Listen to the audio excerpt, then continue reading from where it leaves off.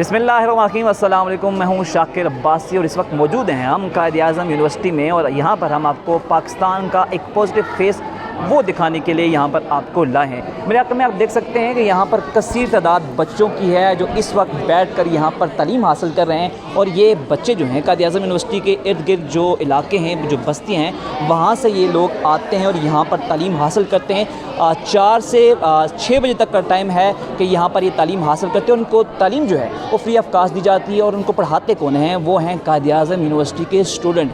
मेरे अक्तब में आप देख सकते हैं, मेरा कैमरा मैंने आपको दिखाया कि यहाँ पर जो स्टूडेंट्स हैं वो ही बच्चों को तालीम दे रहे हैं। और कायद-ए-आज़म यूनिवर्सिटी के स्टूडेंट जो हैं वो जैसे अपनी तालीम से फ्री यानी कि क्लासेस से फ्री हो जाते हैं, उसके बाद इन बच्चों की तालीम का सिलसिला शुरू करते हैं जो 2 घंटे तक जारी रहता है। और जो है केजी से लेकर बल्कि नर्सरी से लेकर 10th क्लास तक यहाँ पर बच्चों को तालीम दी जाती है। मेरे साथ इस वक्त मौजूद हैं आसिम, जो बेसिकली इस जो आप कह सकते हैं जो प्लान है यहाँ पे बच्चों को तालीम देने का, उसके जो हैं वो फाउंडर हैं।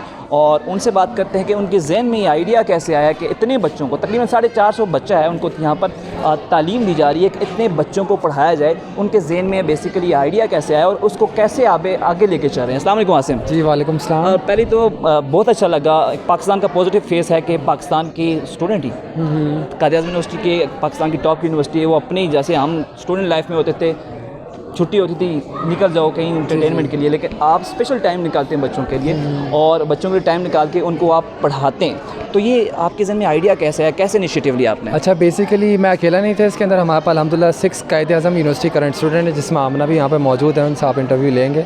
तो हमने यही सोचा था क्योंकि कायद-ए-आज़म यूनिवर्सिटी की सबसे पहले ना टेरिटरी हमें समझनी पड़ेगी, क्योंकि जहाँ पे कायद-ए-आज़म यूनिवर्सिटी मौजूद है इसके इर्द गिर्द 4 गाँव हैं जो उसके साथ लगते हैं, जिस तरह से बरी इमाम हो गया, शादरा हो गया, बारको हो गया, रुमली गाँव हो गया। तो उन गाँव में हर एक गाँव में रफली 1 से 2 गवर्नमेंट स्कूल्स मौजूद हैं।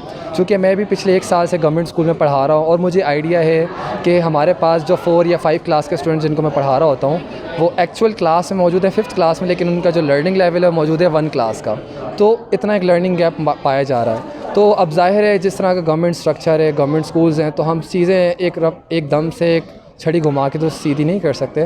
तो at least what we can do is कि हम, चूँकि यूनिवर्सिटी के अंदर हमारे पास वॉलंटियर्स मौजूद हैं जो विलिंगली 1 घंटा 2 घंटा निकाल सकते हैं, तो क्यों ना हम सब मिल के इन स्कूल जो बच्चे स्कूल जाते हैं उनके लर्निंग गैप्स पे काम करना शुरू कर दें। और वो बच्चे जो लिटरेसी लेवल के अंदर अपनी क्लासेस के बिहाइंड है, लर्निंग गैप्स मौजूद है, तो हमने सोचा कि क्यों ना उस पर मिलकर काम करते हैं। और चूँकि इस कम्युनिटी के अंदर जो जितनी आसपास मैंने 4-5 कम्युनिटीज़ बताई हैं, इनके अंदर प्रॉपर ट्यूशन सेंटर्स या ट्यूशन वाली बाजियाँ भी मौजूद नहीं हैं। जो ट्यूशन वाली बाजियाँ पढ़ाती हैं उनके जो लर्निंग लेवल्स हैं वो भी फिर माशाल्लाह से 10th पास है या इंटरमीडिएट पास है। अच्छा, मुझे एक और चीज़ बताएं कि क्या ये बच्चे, कोई ऐसे भी बच्चे हैं जो सिरे से स्कूल ही नहीं गए?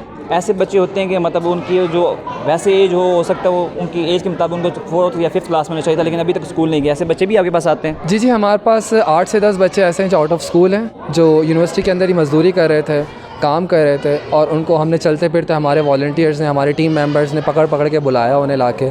और कुछ यहाँ से गुजर रहे थे, कुछ के वो दोस्त थे जो स्कूल जाने की बजाय यहाँ पे यूनिवर्सिटी मास्क बेच रहे हैं, पेन्स बेच रहे हैं। तो हम आपस में मिलकर उन बच्चों की हेल्प से भी हमने उनको मोटिवेट किया, उनको सामान प्रोवाइड किया, स्टेशनरी आइटम्स दिया, अच्छे ट्यूटर्स दिए जो कि जिन्होंने उनको बेसिकली मोटिवेट किया कि आपके लिए तालीम क्यों ज़रूरी है।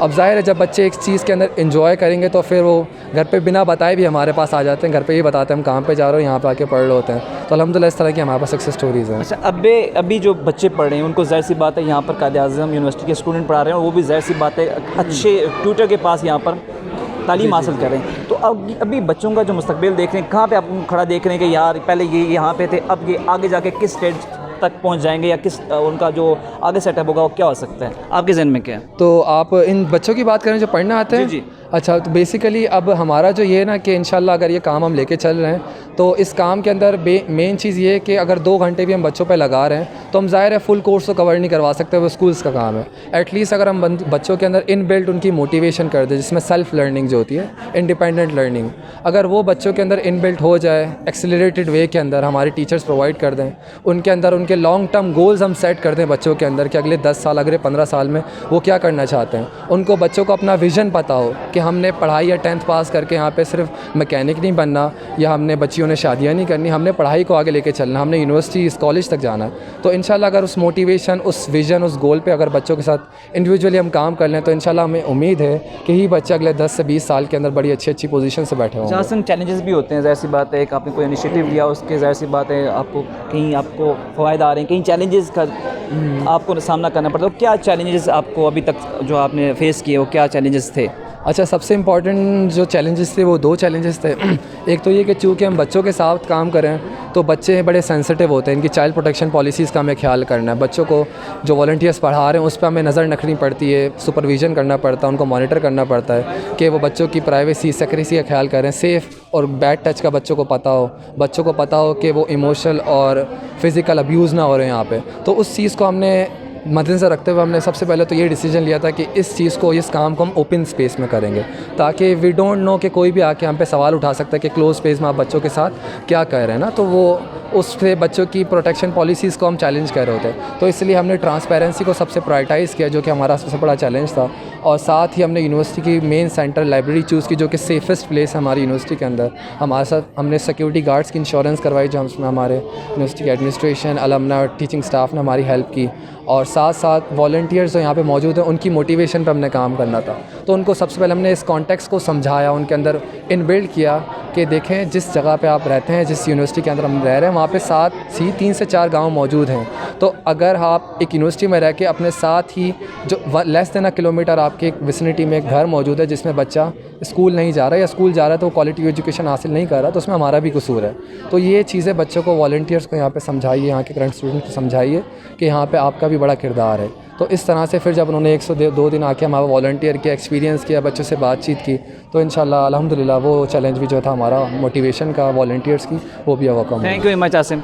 जी जी। किसी भी कोई भी प्लान हो उसके पीछे जो है ख़वातीन का भी बड़ा रोल होता है, और हमारे साथ इसी जो प्लान है, इसी जो इनिशिएटिव है उसकी फाउंडर मेंबर आमना मौजूद है, उनसे भी हम बात करेंगे। आमना हमारे साथ आइएगा और बताइएगा कि आपका भी यहाँ पे रोल, जो ये प्लान है इसमें की रोल है। तो सबसे पहले आपने उन्हें बताया कि आइडियाज़ कहाँ से लिया, कहाँ देख रहे हैं आप बच्चों को, कहाँ आप के किस हद तक उनको क्वालिटी एजुकेशन जो है आप प्रोवाइड कर सकेंगे, और कितने आगे आपका फ्यूचर प्लान क्या है?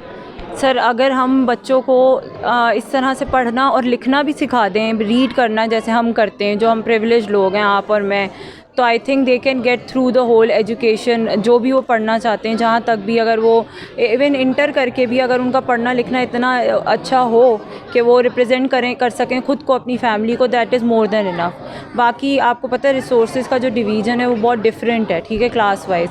हम इनको सिर्फ बेसिक से लेके जाना चाहते हैं, वो चीज़ें जो इनके काम आएंगी, वो सिलेबस चीज़ें, होमवर्क ये बच्चे पहले भी कर रहे थे, आगे भी कर लेंगे। हमारा काम ये है कि जब इनके हाथ में कोई किताब हो तो इनको वर्ड पढ़ने में मुश्किल ना हो, भले फिर वो उर्दू का वर्ड हो या इंग्लिश का वर्ड हो। और जो इनफैक्ट जो लैंग्वेज बैरियर्स हैं, जैसे पख्तून बच्चे हैं या कुछ, तो हमने स्पेसिफ़िकली सेम लैंग्वेज स्पीकर्स उनके साथ बिठाए हैं ताकि उनको ट्रांसलेशंस में आसानी हो। तो हमारा फोकस यही है कि ये हमारी तरह पढ़ लिख सकें। सामने यूनिवर्सिटी की तरफ से कितना वो आपको कोऑपरेट करने, इस मकसद का एक अजीम मकसद है, तो कितना कोऑपरेट करते हैं आपको यूनिवर्सिटी वाले? सर, हमें बहुत अच्छा रिस्पांस आया, वेदर इट्स फैकल्टी और एलुमनाई एसोसिएशन और रैंडम बॉडीज़, एक्सटर्नल बॉडीज़। आपको पता है हमारी यूनिवर्सिटी में बहुत सारी स्ट्रॉन्ग पर्सनैलिटीज़ हैं, एलुमनाइज बहुत ज़्यादा स्ट्रॉन्ग है हमारे।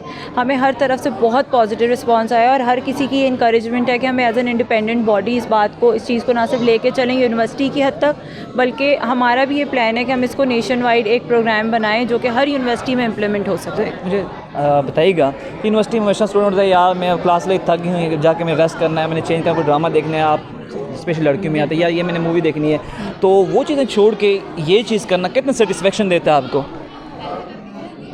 ये तो सेटिस्फेक्शन की तो कोई काउंटिंग ही नहीं है। जिस दिन हमने स्टार्ट किया था, मैं 2017 से ऑन ऑफ पढ़ाती हूँ, मैं हमेशा से एजुकेशन सेक्टर से मुंसलिक रही हूँ, और मुझे ये था कि चलो कोई नहीं तो हम 2 लोग तो पढ़ाएंगे, हम 3 लोग तो पढ़ाएंगे, लेकिन जो रिस्पॉन्स आया है तो ये तो आप भूल ही जाएं, जो हमारे कॉन्सेप्ट अपनी यूथ के लिए कि सोना चाहती है, सोना नहीं चाहती, ये ऐसी अपॉर्चुनिटीज़ चाहती है ताकि ये कम्युनिटी में कंट्रीब्यूट कर सके।